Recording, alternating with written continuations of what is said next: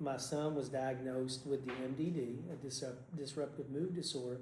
But think about him witnessing all of that conflict, and how that could affect his evaluation that day. Yeah. And so that's why I was so upset, and I pushed back about the evaluations, because I thought that it would be in the best interest of Liam if none of that ever happened, because that can influence an evaluation. It changes their heightened state of paranoia or worry or whatever. Am I going to get in trouble? Am I going to say something wrong?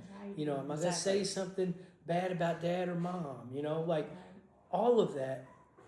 And I hate to say this, but this is my gut feeling as a parent. That is always been Rachel's MO and motive. No accountability, lying and manipulating the system. She's done it her whole life. She tried to beat the evaluation.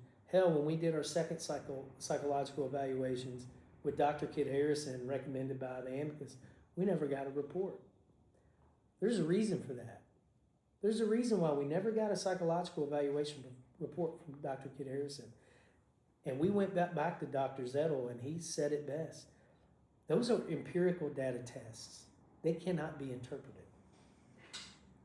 The fact that he didn't give us a report, Dr. Kit Harrison didn't give us an actual psychological evaluation report, to me is testament that, like he testified to, they tested the same, both mom and dad. And if he would have wrote that report and we got those psychological evaluations, it would have shed light. And because of that, that further proves the conspiracy and the conflicts of interest, because we paid for that evaluation. Now, I will say that in between those times, there's a couple times that judge wasn't aware of really what was going on, and he was like, well, where's the report? Where's the psychological evaluation? Like, he was expecting to see that report. Right. And it never happened. Wow. That's insane. Going back to the cabal question, how do y'all feel about that question now? Well, you say cabal. People protect their own. There's no doubt in my mind that and I'm not just saying the 418th. I think the 418th's the pillar of the corruption in Montgomery County. I think Tracy Gilbert is well aware of his wrongdoing. I think he is well aware that he goes unchecked. And hell, the last two people that ran against him ended up in jail. But I promise you this, I don't think he'll ever get reelected again. There is something wrong.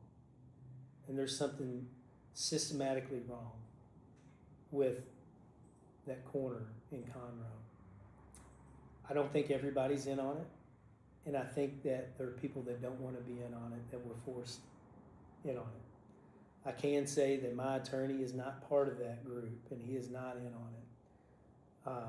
But he is being pressured, and he has been treated differently in Tracy Gilbert's courtroom on other cases now because of my case, which in of itself is a foundation that he shouldn't be wearing that robe, and he shouldn't be on that bench.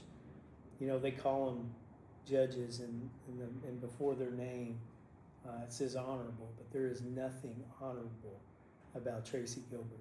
He judges others and passes rulings on mothers and fathers when it comes to custody and child support, when we all know that he negated and skated out on his own children in the child support. There have been people that have filed protective orders, real protective orders, deserving protective orders, people that are in fear for their life, and he has ruled in ways that have cost people their lives. I remember the Lakewood Church shooting.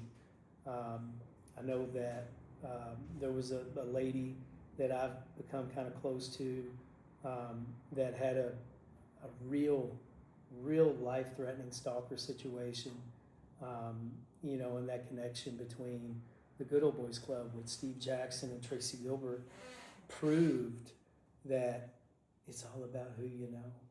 Yes. It's not about the facts. It's not about the truth. But what I won't do is take the bait anymore. I've done it once or twice. I won't do it again. I've made my mistakes in this case, and I'm going to continue to fight for my children's best interest. And the best interest is to have their father in their life and to be the ability to be a dad. I won't settle for anything less, and I won't take no for an answer. And I will find a way to do just that. At some point,